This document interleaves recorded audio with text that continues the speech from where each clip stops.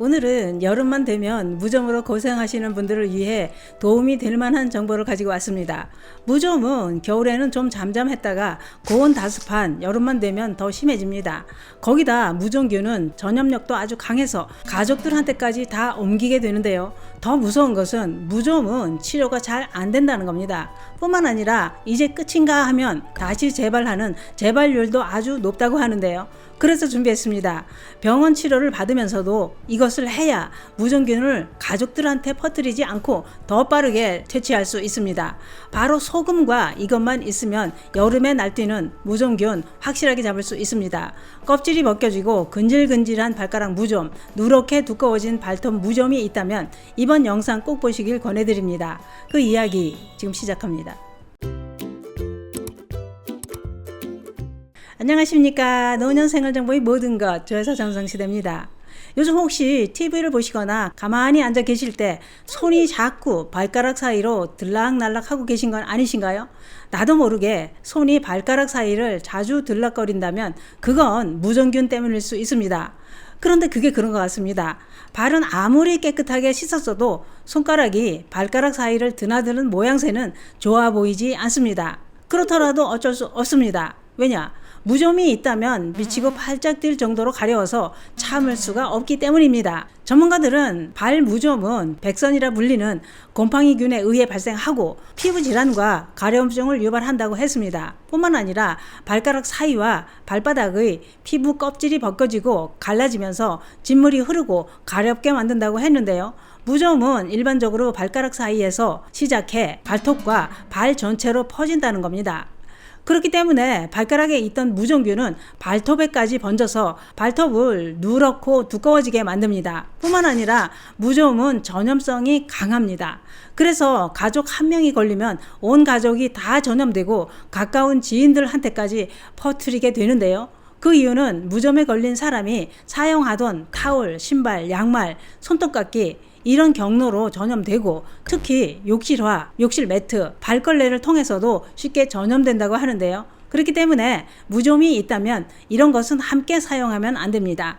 특히 발톱 무좀은 곰팡이균의 일종인 피부 사상균에 의한 조갑 감염증이라고 하는데요. 이러한 피부 사상균 감염은 온도와 습도가 높은 여름철에 더 악화되고 발 전체에 퍼질 뿐만 아니라 사타구니까지 퍼지게 된다는 겁니다. 발톱 무좀 증상은 개인마다 다르게 나타나기도 하지만 일반적인 증상은 발톱이 두꺼워지고 울퉁불퉁하거나 누렇게 변하면서 쉽게 부스러진다고 하는데요. 또한 심한 경우는 발톱이 빠지게 된다는 겁니다. 그러면 이렇게 전신으로 퍼지고 가족들한테 다 전염시키는 무좀은 어떻게 해야 빨리 퇴치할 수 있을까요? 이럴 땐 전문가의 도움을 받는 게 정답입니다.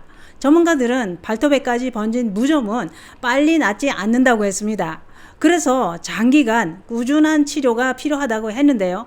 특히 발톱 무좀은 발톱 밑에서 서식하기 때문에 약을 발라도 약 성분이 두꺼워진 발톱 아래로 침투하기 어려워 약을 복용하면서 연고를 발라야 효과를 볼 수 있다고 했습니다. 그런데 문제는 이 무좀약이 간에 부담을 주기 때문에 간 기능에 문제가 있거나 여러 가지 약을 복용하고 있거나 술을 자주 마시면 안 된다고 하는데요. 그래서 복용할 수 없는 사람도 있다 이겁니다. 또한 무좀은 무좀이 생긴 부위를 얼마나 청결하게 유지하느냐에 따라 더 악화될 수도 있고 치료에 도움이 되기도 한다는 겁니다. 무좀은 그만큼 청결이 중요하다는 얘기입니다. 그러면 어떻게 해야 청결하게 유지할 수 있을까요? 우선 무좀이 생긴 부위를 살균 비누로 잘 씻고 건조시키는 게 중요하다고 했는데요. 왜냐?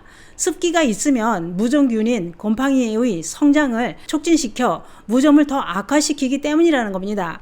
발을 살균 비누로 깨끗이 씻고 잘 말리고 나서 처방받은 연고가 있다면 바르시는 게 좋습니다. 또는 감초를 활용하는 방법도 있는데요. 감초 분말 8티스푼을 물 한 컵에 타서 2-3분간 팔팔 끓이고 식힙니다. 이 물을 무좀이 생긴 부위에 바르고 건조시킵니다. 건조 후 10에서 15분 후에 씻으면 되는데요. 하루에 2번 정도 반복하면 더 효과가 좋습니다. 무좀에 감초를 사용하는 이유는 감초는 강력한 항균 작용으로 곰팡이균 제거에 효능이 있기 때문입니다. 또한 무좀균 퇴치에는 소금도 효과가 좋다고 하는데요. 왜냐? 소금은 땀이 많이 나는 걸 막아주고 습기를 흡수하는 작용으로 곰팡이가 서식하기 힘들게 만들고 피부를 부드럽게 해서 무좀약이 잘 흡수되게 도와주기 때문이라는 겁니다. 방법은 따뜻한 물 4컵 1리터 정도에 소금 6큰술을 넣고 녹여서 15분에서 20분간 발을 담그고 나서 말려주면 됩니다. 이런 방법으로 15일 이상 반복합니다. 이번엔 베이킹소다를 활용하는 방법입니다. 이 방법은 저녁에 하는 게 좋습니다. 베이킹소다도 곰팡이균을 없애는 항균 효과가 있다고 하는데요. 뿐만 아니라 베이킹소다는 각질 제거에도 도움이 됩니다. 무좀균의 먹이가 되는 각질을 제거하는 것만으로도 무좀을 빠르게 퇴치하는 효과가 있다는 겁니다. 방법은 베이킹소다 3큰술에 물만 있으면 되는데요. 베이킹소다에 물을 살짝 넣어서 흘러내리지 않을 정도로 섞어줍니다. 이렇게 만든 베이킹소다 반죽을 무좀이 있는 곳에 바르고 면 양말을 신고 잡니다. 아침에 씻어내고 말리시면 됩니다. 또는 미지근한 물 500ml에 베이킹소다 3큰술 정도를 넣고 녹인 후 10분에서 20분 정도 발을 담가줍니다. 이런 방법도 꾸준히 반복해야 효과를 볼 수 있습니다. 또한 녹차를 활용하는 방법도 있습니다. 무좀에 녹차를 사용하는 이유는 녹차에는 곰팡이균을 제거하는 탄닌산 성분이 들어있기 때문입니다. 방법은 물 2컵 500ml 정도에 녹차 6티스푼 또는 녹차 티백 6개를 준비합니다. 물을 팔팔 끓이고 나서 녹차를 넣고 15분간 우립니다.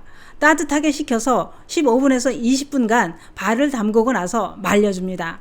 이렇게 한 달간 반복해줍니다. 그런데 그게 그렇습니다. 이런 식품을 사용하는 건 개인 상황에 따라 그 효과는 다를 수 있을 뿐만 아니라 상처가 난 부위는 더 악화되는 경우도 있습니다. 그렇기 때문에 만약 사용 중에 증상이 더 악화되는 것 같으면 즉시 사용을 중단하셔야 합니다. 또한 빠른 치료를 위해서는 병원 치료를 하면서 청결하게 관리하는 방법으로 병행하시는 게 좋습니다. 오늘은 집에서 무좀균 없애는 방법을 알아봤는데요. 지긋지긋한 무좀을 없애려면 항균 작용이 있는 식품에다 발을 담그고 청결하게 관리하시는 건 어떨까요? 청결하게 관리해야 무좀균이 사라집니다. 감사합니다.